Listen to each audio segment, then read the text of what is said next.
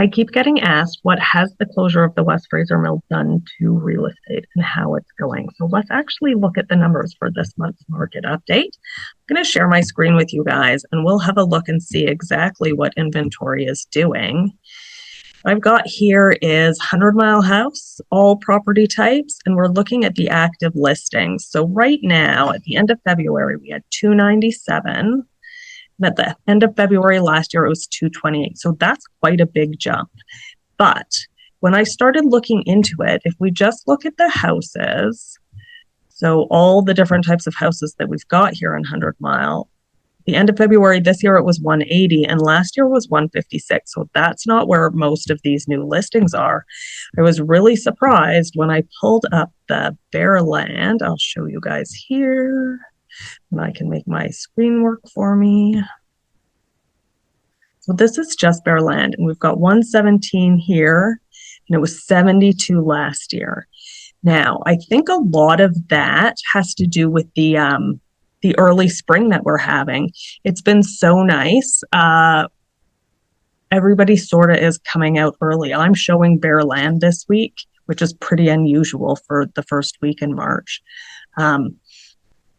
Yeah, so that's what the inventory is doing. Interestingly, I think maybe the mill closure hasn't affected us much yet. We haven't seen that huge jump in inventory that everybody was sort of expecting, but that might be coming. If you look again at these graphs, you'll see that every year inventory peaks in the summer, right? Like June, July is when we get the most inventory.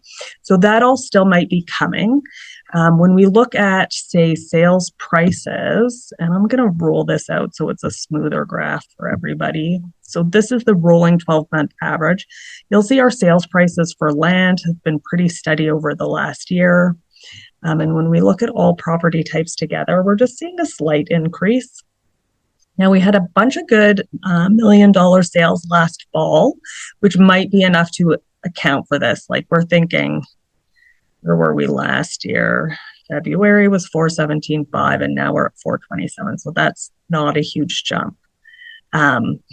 Days on market, the other leading indicator we like to look at, is actually coming down some, which I thought was pretty interesting, especially considering the time of year. There's not much of an annual cycle there.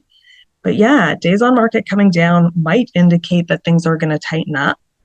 And prices will stay steady or maybe even go up, but that's also dependent on what we actually get for active listings. So you guys will have to stay tuned for the spring market, see how many listings we do get out. We might get flooded.